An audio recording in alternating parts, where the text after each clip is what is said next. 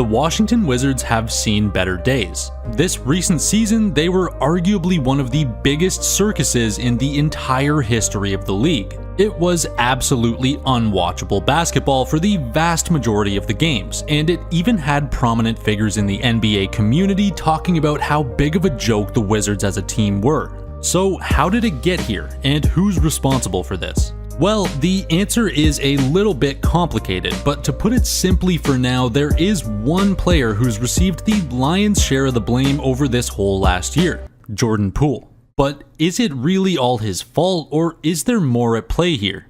To dive right into Jordan Poole's effect on the team, we can see that while he was signed to be a potential breakout #1 option, he fell flat on his face. Jordan Poole was given the ability to ball out freely and be himself, and was only able to average 17 points on 41 field goal percentage during 30 minutes of play a game.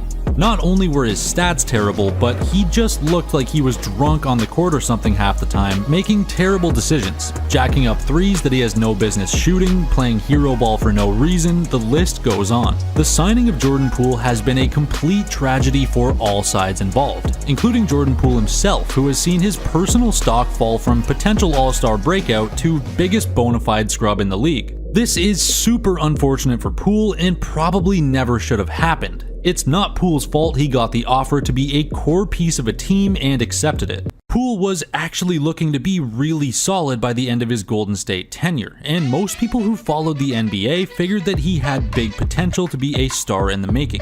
Even people who know the NBA inside and out like KG and Paul Pierce had a discussion about how they too thought that Jordan Poole would become a star on Washington, and how disappointed they were when he came up short. It seems everyone was fooled, and for good reason. While it's pretty obvious that he played the majority of his minutes on Golden State against second units, he was playing with the starters more than occasionally and actually producing. In fact, believe it or not, Poole started for the majority of his games during his last 2 years in Golden State, partially due to Steph Curry dealing with injury trouble. In both of those years, he was definitely still a chucker with a combined 44 field goal percentage, but he actually outscored his Washington season point average by a few points. Combine this with the fact that he still had the young player tag during these years at 22 and 23, and Poole honestly looked pretty good. It's tough to blame Washington for biting on him, to be honest. He was a young player who could fill in for Steph Curry on his good nights and was capable of volume scoring even if it was a bit inefficient. If Washington didn't bite, it might have been your favorite team biting, so be thankful here.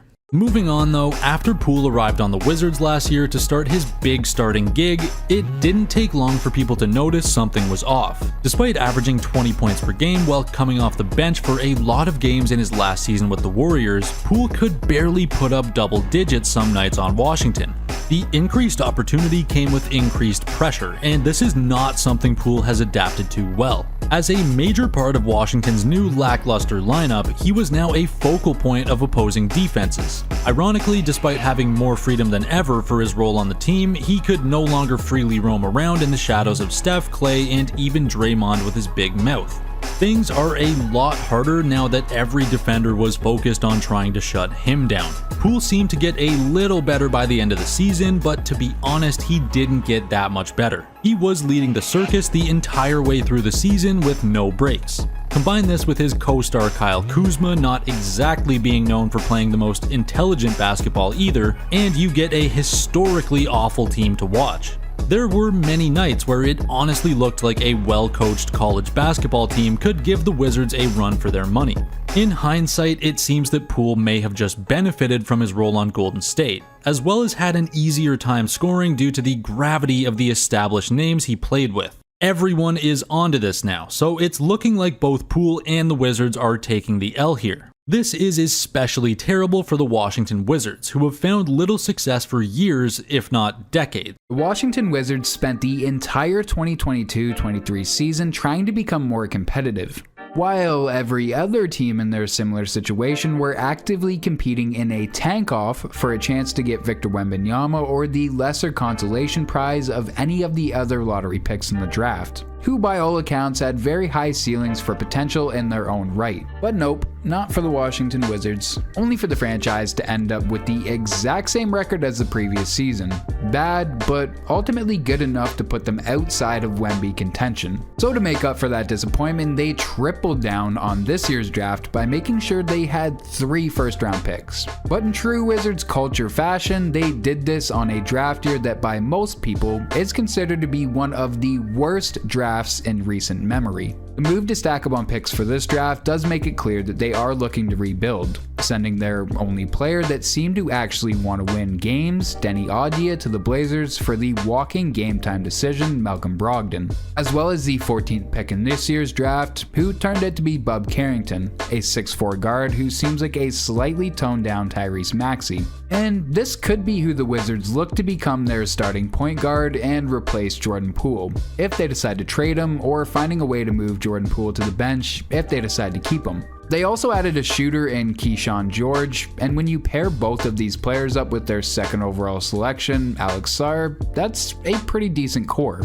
if they all work out and remain in the NBA. But looking at the rest of the roster and the moves that are being discussed, it really makes you question which direction can the Washington Wizards even go. It kind of appears like the franchise is trying to emulate the same strategy that the OKC Thunder have in place by just stacking up on draft picks. But that's only part of the equation. To do this, you also have to have a competent scouting department. The direction Sam Presti leads his scouts is to look for winning players in high school and college. They don't need to be the flashiest or necessarily a lockdown guarantee, just a winning player. Well, if you look at Alex Sarr's journey to get to the NBA, it's clear he's run from a lot, and a lot of that running has never lucked him into a winning team. As for Bub, he dominated in high school, racking up over 2,000 points during his time with St. Francis Academy. But on a team level, they saw little success during his time with the team. His college resume is even more dismal, aside from him being the second player ever to record a triple-double in their ACC debut. So again, the plan of replicating the Thunder's strategy only works if you follow through with the scouting as well. Even the moves to sell off pieces seem very short-sighted. I've already expressed how stupid it was to load up on one of the worst draft classes in quite a while, but to move off of Denny Audia, who at the end of the season really started to show promising signs of development, only to get the 14th overall pick, and Malcolm Brogdon is very, very stupid. The only reason I could see that they might have done this is to try and package Brogdon in a deal with Kyle Kuzma, but at this point, how much value does that really hold? And with the most likely destination for Kuzma being the Kings, Brogdon doesn't exactly move the needle with them, as it seems like they're quite content with Malik Monk as their sixth man. And then you have the biggest question mark of them all, Jordan Poole. The Washington Wizards still have 3 years and a little over $100 million left on his contract. And to say that he's worth about half of that might even be too generous. The team is going to be extremely hard-pressed to find a way to ship off Jordan Poole before his contract expires, which does most likely mean trying to find a role for him on this rebuilding team. Or you risk forcing your new draft picks to stand on the perimeter as Poole tries to win the game off aura alone. The best case scenario when it comes to Jordan Poole is hoping that Bub Carrington ascends quicker than projected and takes the reins for himself, sending Poole to the bench. But at only 18 years old, you're kind of putting a lot on Bub's shoulders. Maybe you could package him in a deal with Kyle Kuzma, but really the only team dumb enough to take on both Kuzma and Jordan Poole is, well, the Washington Wizards. Sadly though, this isn't something new for Washington fans. The franchise has been miserable for a very long time. A lot was said about the Sacramento Kings playoff drought, but there's almost something worse to be said about a team who has only been past the second round one single time since 1979. And back when they did it, the third round was the NBA Finals. And even getting to the second round is something that the franchise has only done 5 times in that 45-year span, with 3 of those happening within a 4-season span during the John Wall, Bradley Beal years. It's been a struggle for a franchise to say the least, and sadly, it doesn't really appear as though their struggles are going to end anytime soon.